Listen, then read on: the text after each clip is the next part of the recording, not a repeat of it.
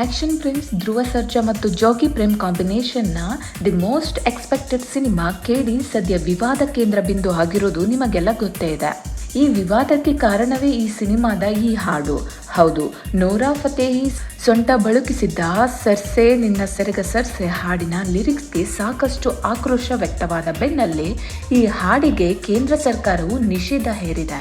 ಇದೀಗ ಖುದ್ದು ನಿರ್ದೇಶಕ ಜಾಕಿ ಪ್ರೇಮ್ ಅವರೇ ಹಾಡಿನ ವಿವಾದದ ಬಗ್ಗೆ ಮಾತನಾಡಿ ಸ್ಪಷ್ಟನೆ ಕೊಡುವುದರ ಜೊತೆಗೆ ಕ್ಷಮೆ ಯಾಚಿಸಿದ್ದಾರೆ.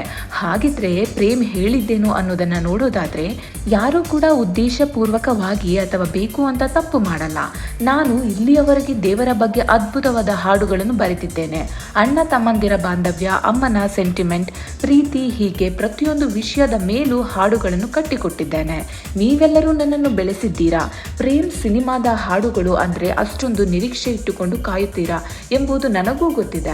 ಈ ಹಾಡನ್ನು ನನ್ನದೇ ಆದ ದೃಷ್ಟಿಕೋನದಲ್ಲಿ ಬರೆದಿದ್ದೆ, ಆದರೆ ಅದನ್ನು ಯಾರು ಹೇಗೆ ಅರ್ಥ ಮಾಡಿಕೊಂಡರೂ ಗೊತ್ತಿಲ್ಲ.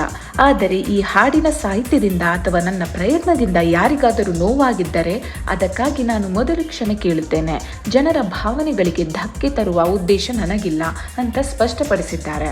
ಅಲ್ಲದೆ ಈ ಹಾಡನ್ನು ಸಂಪೂರ್ಣವಾಗಿ ಕೈ ಬಿಡುತ್ತಿದ್ದೇನೆ. ಈ ಹಾಡಿನ ಸಾಹಿತ್ಯವನ್ನು ಮತ್ತೊಮ್ಮೆ ಬೇರೆಯದೇ ರೀತಿಯಲ್ಲಿ ಬರೆದು ಹೊಸದಾಗಿ ಶೂಟ್ ಮಾಡುತ್ತೇನೆ ಎಂದು ಘೋಷಿಸಿದ್ದಾರೆ. ಪ್ರೇಮ್ ಅವರ ಈ ನಿರ್ಧಾರಕ್ಕೆ ಎಲ್ಲೆಡೆ ಮೆಚ್ಚುಗೆಯೂ ವ್ಯಕ್ತವಾಗುತ್ತಿದೆ. ಯಾಕೆಂದ್ರೆ ತಪ್ಪು ಅಂತ ಗೊತ್ತಾದಾಗ ಅದನ್ನು ತಿದ್ದಿಕೊಳ್ಳುವ ದೊಡ್ಡ ಗುಣವನ್ನು ಪ್ರೇಮ್ ಇಲ್ಲಿ ತೋರಿದ್ದು ಸದ್ಯಕ್ಕೆ ಈ ಹಾಡಿನ ವಿವಾದಕ್ಕೆ ಫುಲ್ ಸ್ಟಾಪ್ ಬಿದ್ದಂತಾಗಿದ್ದು, ಮತ್ಯಾವ ಸ್ಟೈಲ್ನಲ್ಲಿ ಪ್ರೇಮ್ ಹಾಡನ್ನು ಕಟ್ಟಿಕೊಡಲಿದ್ದಾರೆ ಅನ್ನೋ ಕುತೂಹಲ ಅಭಿಮಾನಿಗಳಲ್ಲಿದೆ.